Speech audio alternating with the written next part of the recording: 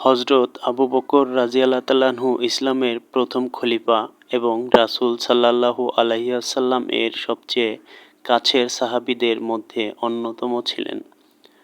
তার পুরো নাম ছিল আবদুল্লাহ ইবনে আবু কুহাফা, তবে তিনি আস-সিদ্দিক উপাধিতে বেশি পরিচিত। তিনি রাসূল সাল্লাল্লাহু আলাইহি ওয়াসাল্লাম এর ঘনিষ্ঠ বন্ধু এবং ইসলামের প্রথম দিকের ইসলাম গ্রহণকারীদের একজন ছিলেন। তিনি ইসলামের শুরুতেই ইসলাম গ্রহণ করেন এবং তার সব সম্পদ ও সব শক্তি ইসলামের জন্য উৎসর্গ করেন। তিনি অনেক ক্রীতদাসকে মুক্তি দান করেন, যার মধ্যে হযরত বিল্লাল রাযিয়াল্লাহু তাআলা আনহু অন্যতম ছিলেন।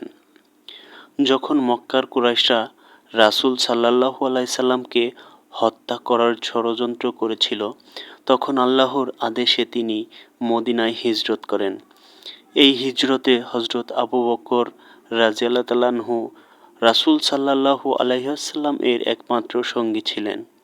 তারা গুহা সওর-এ আশ্রয় নেন, যেখানে আবু বকর রাযিয়াল্লাহু তাআলা আনহু রাসূল সাল্লাল্লাহু আলাইহি ওয়াসাল্লাম এর সুরক্ষার জন্য নিজের প্রাণপণ চেষ্টা করেন।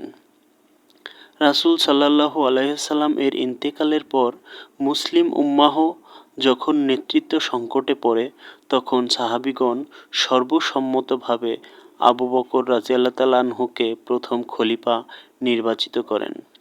তিনি অত্যন্ত দৃঢ়তার সাথে উম্মাহকে নেতৃত্ব দেন এবং ইসলামকে একতাবদ্ধ রাখেন।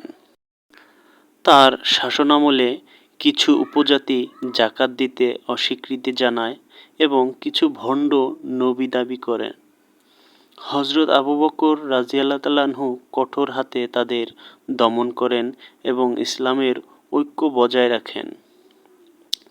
হযরত আবু বকর রাযিয়াল্লাহু তাআলা আনহু এর সময় হযরত উমর রাযিয়াল্লাহু তাআলা আনহু এর পরামর্শে প্রথমবারের মতো কুরআন গ্রন্থাকারে সংকলন করা হয়, যা ইসলামের ইতিহাসে একটি গুরুত্বপূর্ণ ঘটনা।